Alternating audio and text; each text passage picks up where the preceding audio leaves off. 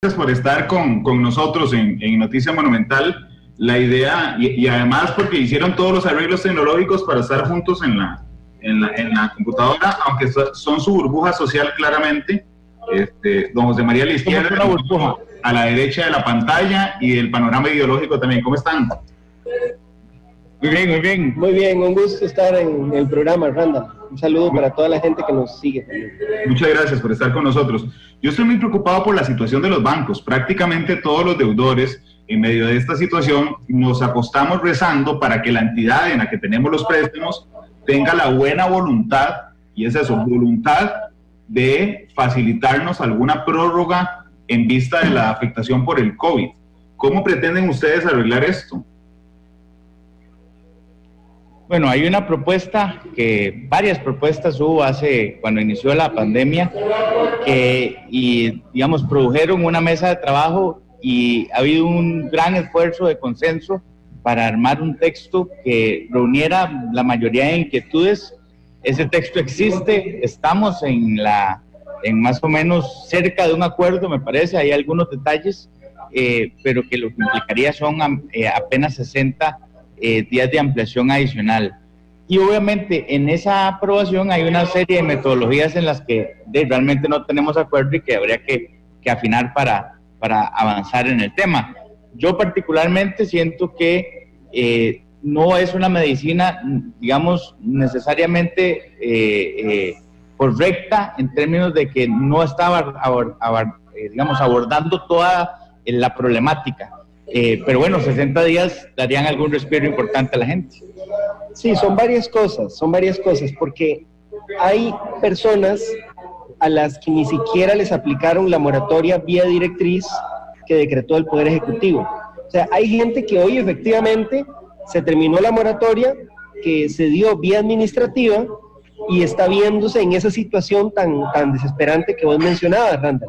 Pero hay otros deudores a los que nunca se les ha aplicado una moratoria, por ejemplo, los de entidades no bancarias, los que deben con las garroteras, con estas financieras o almacenes que otorgan crédito y que no están regulados por su jefe, o algunas entidades que dieron una moratoria pero aplicaron condiciones distintas a las recomendadas. Entonces, por ejemplo, hemos recibido quejas de gente que dice que sí, a mí me readecuaron, me dieron un plazo de gracia, pero me subieron el monto de la cuota que tengo que pagar, me lo aplicaron como intereses, entonces ahora estoy pagando más bien una cuota más alta, con condiciones más desfavorables. Entonces, son esas situaciones, gente a la que nunca se le ha apoyado hasta ahora, porque voluntariamente no lo han querido hacer las entidades, gente a la que le aplicaron una moratoria, pero le modificaron las condiciones y más bien ahora son más desfavorables, y gente que sí recibió una moratoria más razonable, pero que ahora, ante el vencimiento del plazo, está en una situación desesperada, El proyecto de ley busca atender, digamos, a todas estas poblaciones. Por ejemplo, se establece una moratoria que aplicaría para todas las entidades, no solo los bancos, sino cualquier otra entidad que dé crédito. Y eso es importante porque algunos deudores no han sido protegidos. También establece un piso mínimo de condiciones, es decir, que la readecuación... Ya vengo, voy a votar y vengo. Vaya, Pablo, que el plazo de moratoria que se aplicó tenga que respetar unas condiciones mínimas que no se están respetando. Por ejemplo, la prohibición de capitalizar intereses o de modificarle los montos de las cuotas a las personas. Este tipo de condiciones mínimas aplicables para todos, es muy importante regularlas porque hay entidades que están haciendo todo tipo de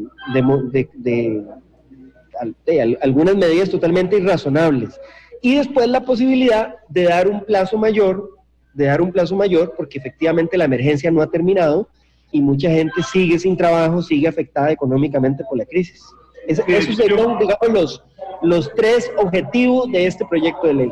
Yo conversé hace 2 semanas con el presidente del Banco Central, preguntándole justamente qué iban a hacer desde el Central o desde CONACYF para estimular a los bancos a hacer esto. Y él me dijo, no hay que hacer nada más, ellos tienen el resorte hasta el 2021, incluso para sostener, tomando en consideración, y usted lo sabe muy bien, don José María, que por cada colón propio del banco se trabaja con 12 colones que no es del banco, es de sus ahorrantes o inversores.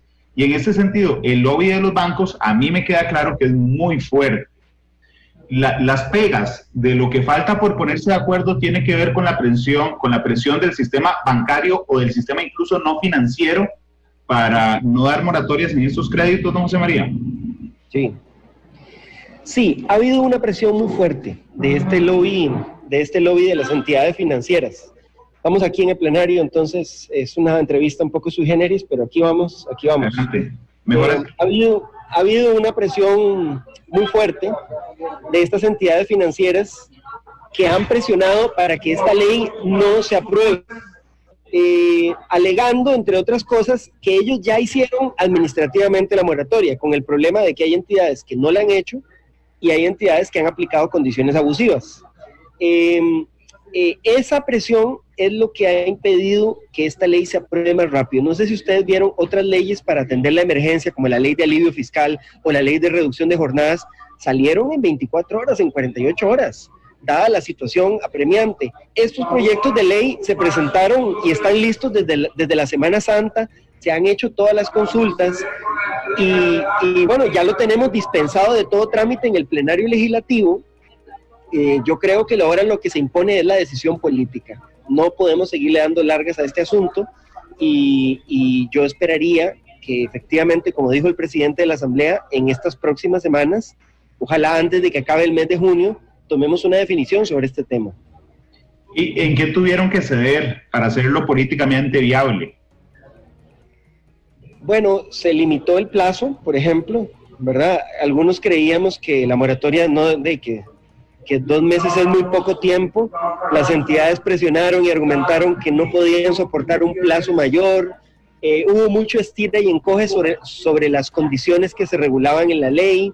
También se incorporó un artículo para garantizar que los bancos tengan de dónde capitalizarse para que no se afecte su liquidez y su estabilidad. O sea, hubo que incluir aportes del Banco Central, algo parecido a lo que ya se hizo con la ley del retiro del FCL, pero más que todo lo que ha habido es una presión que, o sea, la peor afectación ha sido el retraso en la aprobación de esta ley. O sea, esta ley la debimos haber tenido aprobada hace más de un mes y esas presiones lo que generan es dudas en las fracciones y eso es lo que nos ha retrasado con la aprobación de esta ley. ¿Qué lo hace pensar ahora, más allá de su propia voluntad, don José María, de que esto pueda estar votado próximamente? Bueno, es que a todos los temas les llega la hora. El proyecto ya está dispensado de todos los trámites, tiene todas las consultas listas aquí en el plenario legislativo. Hay una presión también de la ciudadanía muy fuerte. Todos los días usted habla con cualquier diputado y todos los días recibimos solicitudes de ciudadanos que se están viendo afectados por esta situación y me da la impresión de que no le van a poder dar largas por siempre. Es una intuición, efectivamente, pero tengo la impresión de que no van a poder seguir retrasando indefinidamente la votación de este proyecto de ley. Este lobby y esta presión, ¿en algún momento cree usted que se enmarca en una especie de venganza por haberles aprobado el tema del límite de las tasas de usura? Me parece que es parte de la misma lógica, más bien. Es un sector que está acostumbrado a actuar por la libre, con regulaciones mínimas, y además a tener control de sus propios órganos reguladores. La lucha por la ley de la usura, digamos que más bien es una señal de que esta Asamblea Legislativa puede lograr avanzar en este tema, como se logró vencer también esas presiones y ese lobby en materia de usura. Aquí estamos hablando sobre las presiones que han habido, Pablo, y por qué no se ha votado todavía la ley. Sí, realmente creo que ahí puedes ir a votar porque si no estás atrasando aquí. Pero bueno, déjame un ratito solo. Realmente creo que hay una conciencia de la Asamblea Legislativa para aprobar una especie de moratoria, pero insisto, Randall, aquí el tema es cómo hacemos un tratamiento mucho más sustancial. ¿Cuál es el papel de la banca? ¿Cuál es el colchón que se requiere de recursos? tanto para una primera parte que es readecuaciones y otra que es recapitalización de las operaciones. Y sobre esa me parece que hay una voluntad importante de reconocer que hay gente que todavía no ha tenido readecuaciones. Lo que se ha hecho en el proyecto de ley, en el texto que está en discusión, o que por lo menos hemos tratado de construir, es recoger todas las recomendaciones técnicas. Sin embargo, todavía tenemos, porque por ejemplo José María pretende que de las negociaciones que ya existen se retrotraigan las condiciones y que se establezcan a las condiciones que establece esta ley. Y esa es una discusión fuerte que realmente nos parece que ya pasó. Yo prefiero brindar condiciones particulares, específicas, que han sido acordadas durante 60 días adicionales y no enfrascarnos en si yo lo que pasó estaba correcto o no. Por lo menos esa es mi posición. Pero bueno, en esa discusión yo creo que tendrá que ser el plenario el que la pues determine, y a partir de eso pues de ya tomar que la mayoría mande, ¿verdad? Al estar el proyecto dispensado de todo trámite, eso tiene una ventaja y una desventaja. La desventaja es que los 57 tienen un poder de palabra y de emocionar, y eso implica que haya un nivel de acuerdo importante. Y si no, pues entonces va a estar aquí trabado. La decisión aquí es cuándo se discute esto, y yo sí coincido con José María que debería ser pronto para que él sea el plenario y que sea la mayoría que decida qué camino tomamos. Sí, ojalá se logre rápido. A mí también me preocupa el tema de los embargos y de los cobros judiciales en este instante, porque siguen avanzando y las cobradoras y las gestionadoras de crédito siguen amenazando a la gente diciéndole, ya vamos a dictarle el embargo del salario. ¿Hay alguna forma de frenar los embargos salariales o incluso la gente que ya tiene embargado el salario durante estos meses? Bueno, en el proyecto no se establece eso, lo que se establece es una detención del cobro administrativo, porque lo que estás diciendo, Randall, es un proceso judicial. Tendríamos que meternos en un tema ya mucho más complejo de revisar el procedimiento, y eso en algunos otros países lo han hecho, lo hizo Panamá, pero tiene condiciones, digamos, distintas al que tiene el sistema bancario nacional, que realmente implicarían otro proyecto de ley. No es este proyecto de ley el que va a arreglar eso.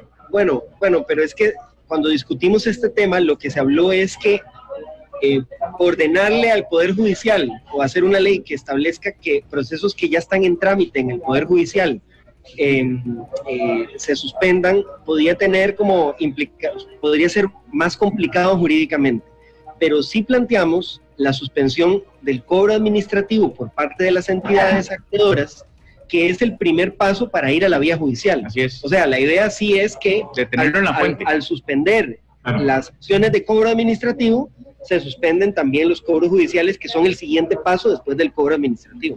Que en buena teoría, es decir, en la práctica, si todas las entidades mandan a cobro todo lo que está atrasado en este momento, básicamente es un porcentaje muy alto de su cartera. Es decir, en la práctica, la realidad lo que dice es que deberían detenerse esos cobros administrativos hasta que no haya un tratamiento mucho más integral, que es el que ha existido desde el inicio en este tema. Yo creo, por ejemplo, y aquí lo planteo en la mesa y con José María, que el banco o algunos bancos hablaron de encaje mínimo. No es para este proyecto, pero ya sí se debería estar hablando de una diferenciación de encaje mínimo para precisamente brindar posibilidades mucho más holgadas a la banca de asumir o pérdidas o dejar de ganar o reducir la utilidad al final del año, de manera que sin poner en riesgo sistémico al sistema en general, valga la redundancia, tengamos posibilidades más flexibles, tanto en readecuaciones como en recapitalización, que es la segunda parte más importante de esta. Y otra cosa, Randall, más allá digamos, de encajes, y eso es, el gobierno está empecinado en una lista de empréstitos en los que no he escuchado en ningún momento utilizarlo como capital semilla para financiar programas particulares de recapitalización de empresas. Y esa es una discusión muy válida que tendrá que estar muy pronto en la Asamblea Legislativa. Indudablemente, ya por último, yo no quería con esta pregunta de alguna manera alcahuetear a la gente que antes de la crisis del COVID hubiera incumplido sus deudas, pero sí me parece que en un tema aparte es una buena opción para aumentar. Yo no sé cuántos costarricenses están embargados hoy por deudas claramente pre-COVID, pero me parecía una opción para generarles liquidez que los cobros judiciales que estuvieran ya en marcha, no los que están pendientes de resolver, sino la gente que tiene embargado el salario, pues pudiera tener una moratoria de desembargo y así inmediatamente les generamos liquidez, que entiendo no está en este proyecto, pero bueno, sinceramente se me acaba de ocurrir pensando en las personas que se están viendo tan afectadas. Sí, eso es una opción, como te digo, no, lo que nosotros hicimos en este proyecto fue una moratoria al cobro administrativo, es decir, que todos los procesos en los bancos o en las diferentes entidades, porque en realidad se pretende que aplique para todo el mundo esto, se detengan esos cobros. Lo que pasa es que, insisto, en el plazo, es solo 60 días, sí, ¿verdad? Que es lo que es muy poco. Jeff dijo, exactamente, que su jefe dijo que eso es lo que no le haría daño a la liquidez del sistema.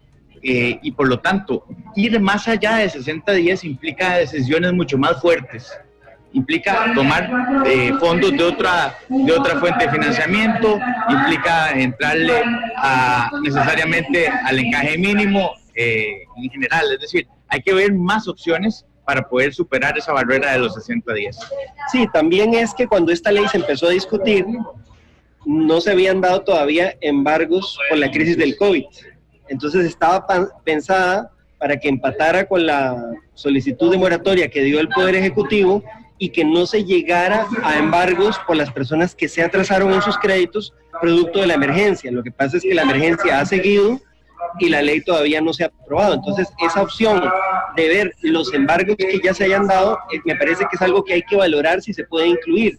Y el otro tema de discrepancia que estamos todavía discutiendo, como decía Pablo, es qué pasa con esa gente a la que le aplicaron condiciones abusivas o injustas en las moratorias que ya aplicaron los bancos. En mi criterio, sí deberíamos decir algo sobre eso y no pensar solo a futuro con las nuevas condiciones. Pero esa es la discusión en la que estamos. Y de hecho, cuando se planteó este proyecto y se hizo la mesa de trabajo, hay que entender que los bancos no estaban sentados en la mesa haciendo readecuaciones. Creo que mucho ayudó que la mesa se estableciera y que los diputados nos pusiéramos a revisar el tema para que los bancos tomaran decisiones. Entonces, en ese entendido, una vez que ya los bancos se metieron a hacer readecuaciones y que han hecho un porcentaje importante de su cartera, esas readecuaciones, pues obviamente esa particularidad hay que tomarla en cuenta ahora. Pero otra vez, yo creo que esto debería de resolverlo el plenario muy pronto para que tengamos esos 60 días de margen para pensar en otras cosas más profundas. Lo que sea, ojalá salga rápido. Les agradezco muchísimo. Bueno, esto es muy particular, esta entrevista. Indudablemente, igual que todo lo que hace Monumental, pero muchas gracias. Bueno, muy bien, muchas gracias. Hasta luego.